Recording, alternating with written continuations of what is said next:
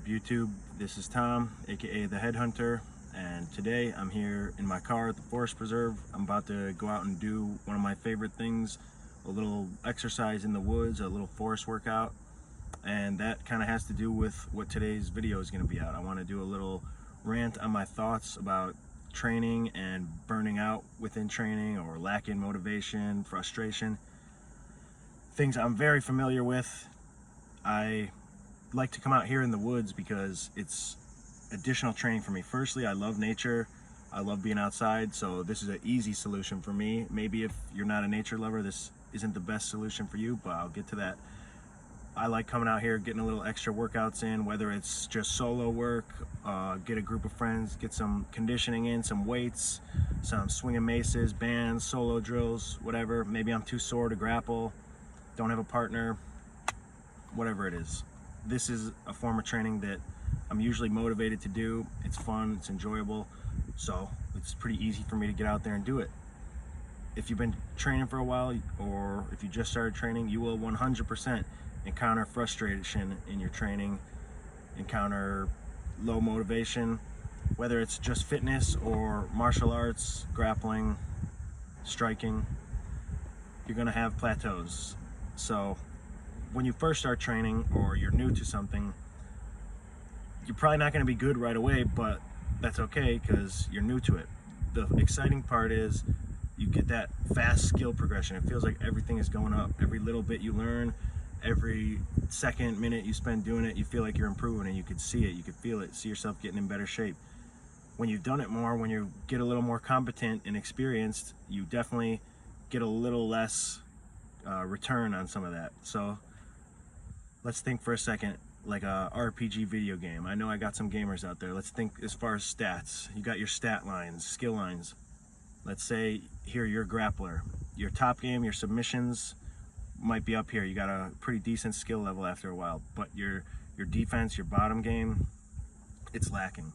So instead of continuing to focus a lot of time on your strengths, which of course there's still gains to be made, and you can deepen your knowledge, you could get new details, you could still keep improvement, but it's going to be minimal compared to the skills that you've neglected or you don't focus on as much down here. You might not be very good at them, you won't have a lot of success at first, but that's kind of the nature of it. You have to allow yourself to be a beginner again and reset and restart when you get frustrated with the same old positions, the same old game. You have to embrace the suck, if you will. That corny old phrase, those cliches are cliches for a reason, because there's some truth to them.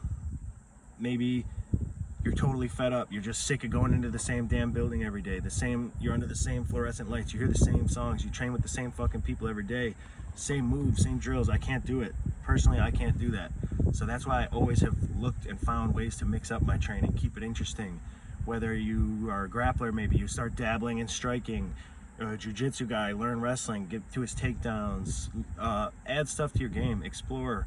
Maybe it's you're looking for a different style of fitness. Any type of training is gonna benefit you. Learning new motor control, another sport completely, fuck it, rock climbing, lifting, swimming, running, cycling, anything. Find something that you're gonna be motivated to do at times when maybe you don't have the highest drive to go to the gym and get some training in, or get your ass kicked, or whatever. There is a lot of importance in pushing through and going on those days that you really don't want to, because that's where some of the best training happens. And you do have to be mentally tough in this. You do. You have to suck it up sometimes and get through it. Embrace that suck. But also, training is a lot easier to do when it's fun, when it feels good, when you're motivated, when you're obsessed. You have that itch to go get that workout in, to go get that training in. You're stimulated by it. That's what you need to seek. You need to find ways to do that, or trick yourself to do that.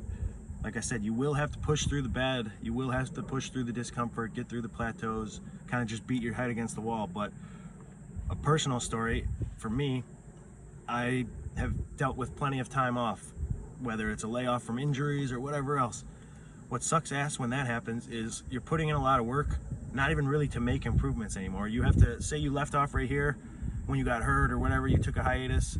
Now when you come back, you can feel that difference. You're not where you used to be. All the work you put in doesn't even go towards improving. It gets really annoying and frustrating when you feel like you're doing all this work, not even to make gains, but just to get back to where you were.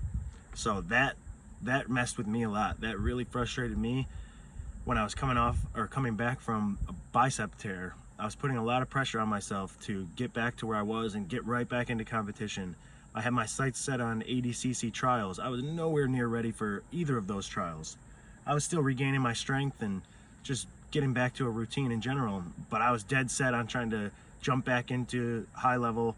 There were some guys that I competed against, guys that I'd beaten, that I'd seen doing really well on those trials and the competitive scene at a high level, and I put a lot of stress and pressure on myself to get back, and it was honestly really fucking hard on me. I was freaking out mentally. I was getting really hard on myself, and it just wasn't productive at all.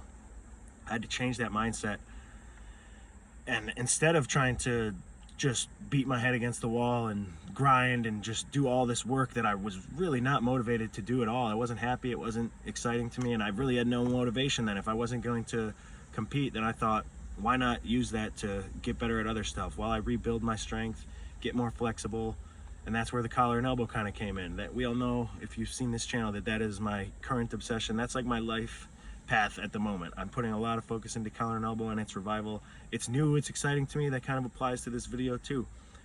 But I knew I would eventually get back to where I need to be with my strength, with my fitness, with my skill. It was just going to take some time and some patience. So I used that opportunity to do that kind of passively while returning to my wrestling roots and sharpening those skills after a long time of just nothing but jiu-jitsu competition.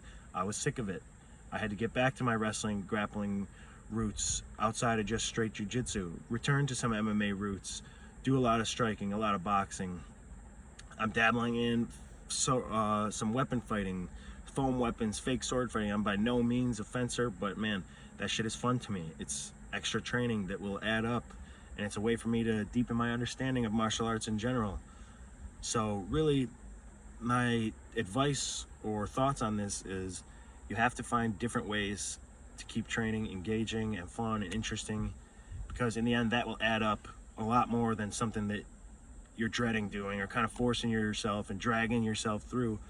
Find ways to keep training fun, interesting, make yourself a beginner, humble yourself, and it'll be a lot easier to kind of level up across the board rather than one very specific goal and skill line or area that you're putting time and effort into.